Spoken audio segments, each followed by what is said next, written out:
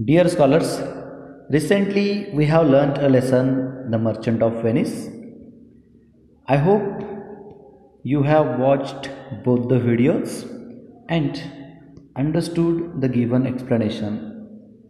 Through this video, I am going to explain the activities given in pointers, that is exercise. Here we begin with the first. Say whether the following statements are true or false. First one, the merchant ships brought spices and other treasures from India and other countries to Italy. It's true. Antonio had gone on a long voyage. It's false. Bassanio was very rich. It's false. So in this way, simply you have to read carefully and according to passage, write which statement is true and which one is false. Second activity, write a few lines about each character. So the first character is Antonio. He was a rich merchant who lived in Venice. He was a kind man. He had many friends, but his best friend was Bassanio, who was poor, and he helped Bassanio to get money, to borrow money from Shylock. He didn't care of his own life too. In this way, you have to write about each character. So that is Antonio, Bassanio, Portia, Shylock, then Duke. These are the characters from the story, so write about each of them. Next one, that is third one, write the following in short. First one, the story of the three cascades. The story of the three cascades, what was it? So it was Portia's father's condition, how Portia would be married. So accordingly, he had set up three cascades, one of gold, one of silver, and one of lead. On each cascade, there was something written. So just like on gold, whoever chooses me shall gain what many men desire. So in this way, you have to write about another two cascades also. Next, second, what the young lawyer pleaded. Young lawyer, we came to know in the end the young lawyer was Portia, right? So at first the young lawyer simply started the case and asked Antonio whether he had signed the agreement. So when he said yes, so later what the young lawyer did, the young lawyer requested Shylock to show mercy, though the law was on Shylock's side. The lawyer pleaded that mercy is a quality of God himself. When a person shows a mercy to someone else, they are both blessed. Mercy was more valuable than a king's crown, but simply through this way, the young lawyer tried to convince Shylock, but he was not ready to accept that. Last one, the events at the court. So events that they are starting from the discussion of Duke.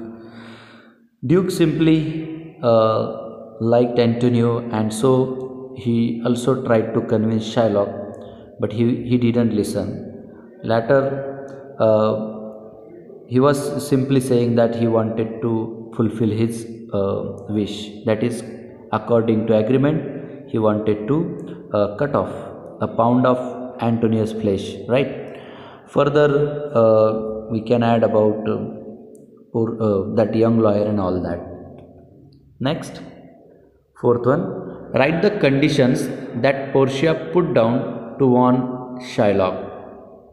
So at last, we came to know when Shylock was not ready to listen to anyone. At that time, the young lawyer put the condition.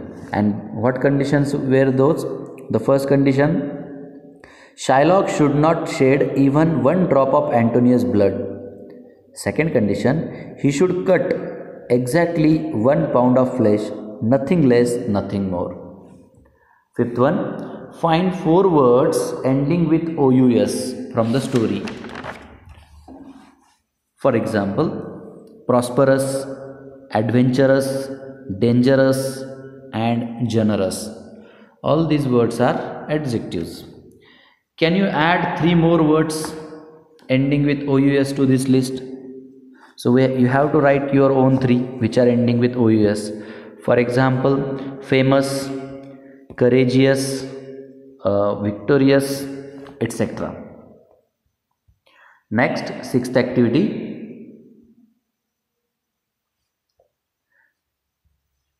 Read the following words. Write the words that are combined to make these words. For example, first is far, far away, far away. This is a word made up of 2, that is far plus away, far away. Next, noble plus man, nobleman. Who plus ever, whoever. Money plus lender, moneylender. Some plus times, sometimes. So combination of these types of 2 words to make a new word. That new word is said as compound word. So you have to write such a 10 compound words your own. For example, time plus table is equal to timetable. Home plus work is equal to homework, right? In this way you have to write 10. 7th activity. Read the following chains of words. Fortune. By joining ATE it became fortunate, that is adjective. By joining ly to fortunate it became fortunately, that is adverb. And by joining un at the beginning of fortunately it became unfortunately, and unfortunately is also an adverb and it is opposite word of fortunately. So ATE, ly, un, these are the suffixes and prefixes.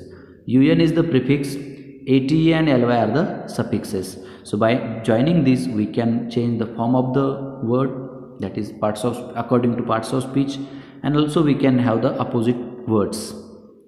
In the same way, here are the next: know, knowing, knowingly, unknowingly. Next, amaze, amazing, amazingly, possible, impossible, impossibly, right? This activity just was given to read and understand how suffix and prefixes change the word. 8th activity. A letter or group of letters added to the front of a word to change its meaning and make a new word is called prefix. For example, fortunately became unfortunately by joining un.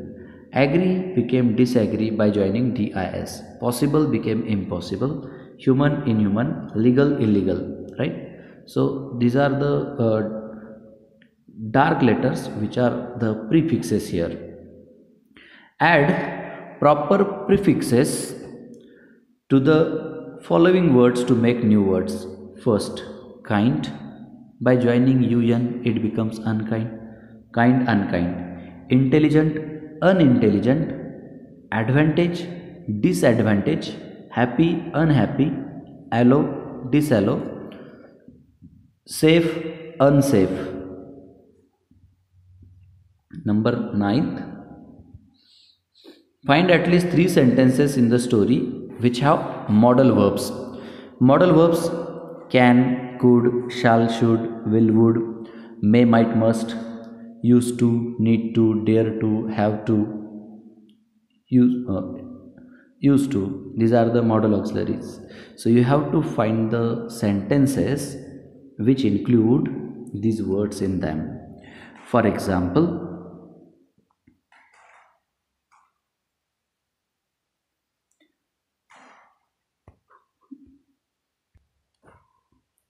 whoever chooses me shall gain what many men desire.